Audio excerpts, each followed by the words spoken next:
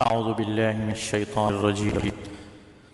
من يهديه يشرح للإسلام ومن يرد أن يضله يجعل صدره ضيقا حرجا كأنما يصعد في السماء كذلك يجعل الله الرجس على الذين لا يؤمنون.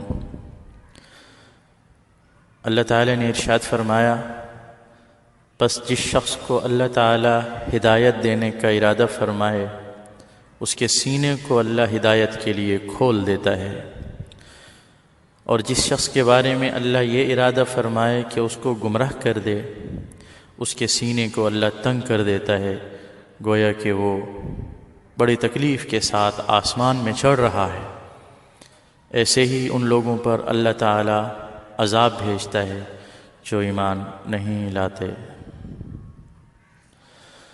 اللہ تعالیٰ جس کو ہدایت دینا چاہتے ہیں اس کے سینے کو اسلام کے لیے کھول دیتے ہیں، اس کے دل میں اسلام کی طرف سے کوئی شک و شبہ باقی نہیں رہتا۔ بغیر کسی شک و شبے کے سچے دل کے ساتھ، اخلاص کے ساتھ، عقیدت و محبت کے ساتھ وہ اسلام اور اسلام کی تعلیمات کو قبول کرتا ہے۔ اس کو اسلام اور اسلام کی تعلیمات پر عمل کرنے میں کوئی دقت نہیں ہوتی، کوئی ڈر نہیں ہوتا، کوئی خوف نہیں ہوتا۔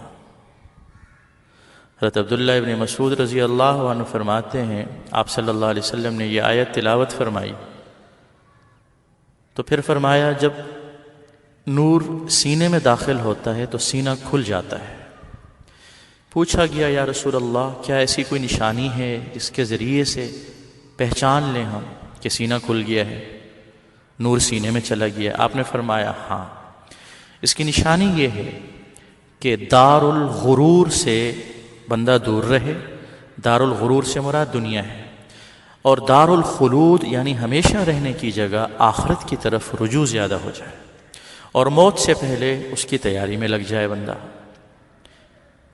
اور جس بندے کو اللہ تعالی ہدایت سے دور کرنا چاہتے ہیں، گمراہی کی طرف لے جانا چاہتے ہیں، اس کے سینے کو اللہ تنگ کر دیتا ہے۔ اسلام کی دعوت، اسلام کے احکام سن کر اس کا سینہ تنگ ہو جاتا ہے، اس کو مشکل لگتا ہے، دشوار لگتا ہے عمل کرنا۔ اس کو اسلام کی تعلیمات پر عمل کرنا ایسے لگتا ہے جیسے وہ بڑی مصیبت میں ہو اور مشکل میں اس کو آسمان پر چڑھنا ہو۔ گھبراہٹ ہوتی ہے، اس کو ڈرتا ہے وہ کہ لوگ کیا کہیں، رسوائی سے ڈرتا ہے، ملامت سے ڈرتا ہے، خوف آتا ہے اس کے دلوں میں، پریشانی آتی ہے اس کے دل میں۔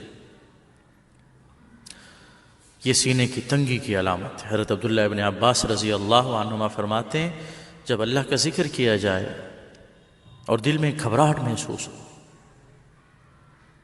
اللہ کے نام، اللہ کے دین کے احکام، اسلام کی تعلیمات سن کر دل گھبرائے، بے چینی پیدا ہو، سکون نہ آئے، راحت نہ ملے، کشادگی نہ آئے، اور باطل اور بت اور اسلام کے خلاف اور غلط کاموں کے تذکرے پر دل خوش ہو جائے، سرور پیدا ہو جائے، تو یہ اس بات کی نشانی ہے کہ سینہ تنگ ہے۔ اللہ فرماتے ہیں، اللہ عذاب ڈالتا ہے ایسے لوگوں پر جو ایمان نہیں لاتے۔ رجس کے کئی معنی ہوتے ہیں، اس کا ایک معنی ہے رسوائی، ایک معنی ہے عذاب۔ اللہ ایسے لوگوں پر رسوائی ڈالے گا، اللہ ایسے لوگوں پر عذاب ڈالے گا، اللہ ایسے لوگوں کو کوئی خیر نہیں دے گا جو ایمان نہیں لاتے، جو گمراہی کے راستے پر چلتے ہو، اللہ رسول کے احکام کی مخالفت کرتے ہو۔